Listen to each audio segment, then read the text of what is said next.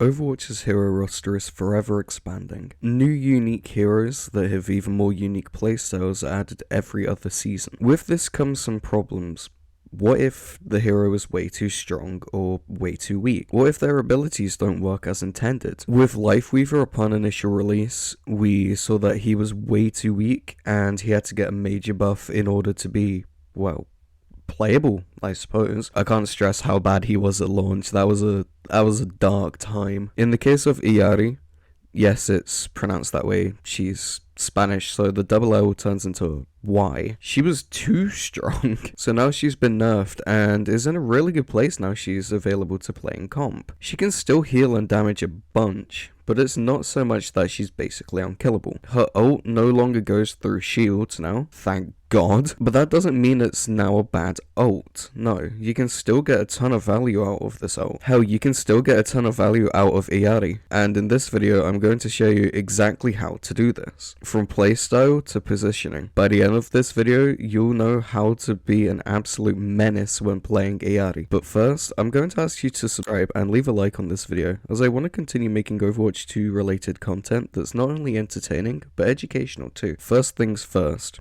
Kit breakdown. Illari is a hit scan with amazing range and even better damage, but her gun needs to charge up the bullets to do max damage with it. Obviously, if an enemy is low enough, don't wait for your bullet to charge. Just click their head and they'll probably die. At max charge, she can 2-tap headshot enemies with 200 health. Her secondary fire rate is a healing beam, which is pretty similar to Moira's, but it doesn't charge when doing damage. It's just on a short cooldown like Pharah's basic flight ability. This does an insane amount of healing, especially to your teammates who are critical, but you can heal even faster if you use this with your healing pylon. Now, this did just get nerfed recently because it used to be stupidly overpowered, but that doesn't mean it's any worse than it was before. It can still heal a lot and keep your teammates in fight for a good while. It just gets destroyed fairly easily. Luckily, your jump ability has some insane knockback, meaning you can push enemies away from your pylon and even get environmental kills on unsuspecting enemies. This brings me on to my first tip on learning how to play Illari,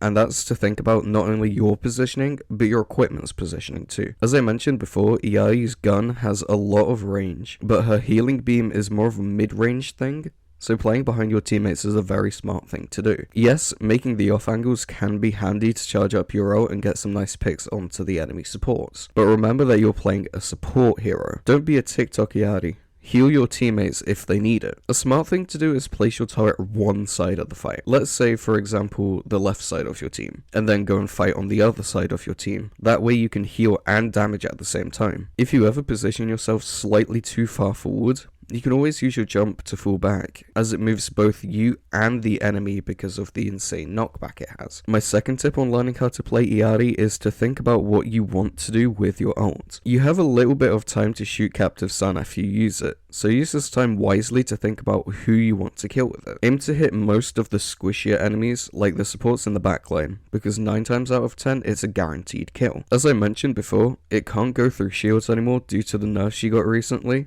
so aim to shoot it behind the tank from above. Unfortunately, this ult is really easy to counter. Shields block it, including D.Va's defense matrix, Genji can deflect it, and Kuriko can use Cleansing Suzu to get rid of it. I'm pretty sure movement abilities like Moira's Fade and Reaper's Shadow Step can also disable it too, so just be careful when using it. It is still a really good ult, it's just a shame that it can get countered really easily. My third tip on learning how to play Illari is to know who you counter. As a hit scan, you're going to be hitting your shots a lot easier than some of your DPS heroes, meaning you should be focusing enemies that they might not be able to hit. If you have a Junkrat and they have a Pharah Mercy combo, I guarantee you that Junkrat is not getting a kill on either of them, but that's where you come in. As I mentioned before, you can do a ton of damage when your bullets are charged, so make sure to pick off those flying enemies so that your team can stay in the fight much easier than if they were being attacked from above. Remember, attack the supports before the DPS. In the words of Awkward, the DPS aren't healing the supports are healing the DPS. My fourth and final tip for learning how to play Illari is to understand that she's a flex support. As I mentioned before, you should be healing with her because she's a support at core, not a DPS. No one likes a TikTok support, but she charges her ult off of damage more than healing, as healing is more of a second secondary thing that she can do. She's like Baptiste in that instance. He needs to damage more than heal to get amplification matrix fully charged and ready for the impending teamfight. Captive Sun is also a powerful aggressive ult, so having this available in the teamfight is going to be really beneficial and help you win not only the fight but the point too,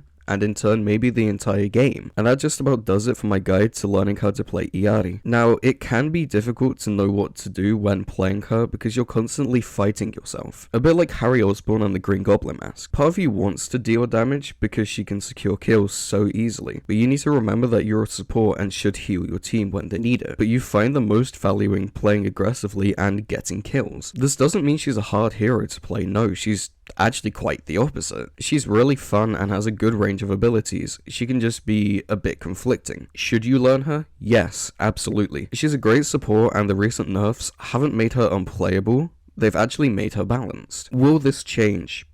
Maybe? I guess we'll see whether Blizzard decides to ruin another new hero. Anyways, that's the end of this video. Once again, I'm going to ask you to like this video as it lets me know that you find these videos not only to be helpful, but entertaining. Let me know if you have any requests for other heroes in the comments below and subscribe so you don't miss that guide when it comes out. There are some heroes that I probably won't be able to make a guide on simply because I don't play them enough, but there are many more heroes on the list that I can make guides on than I can't make guides on. Finally, have a nice day or night if you're watching this at night, and make sure to check out my other videos. Not only will I appreciate it, but you might too.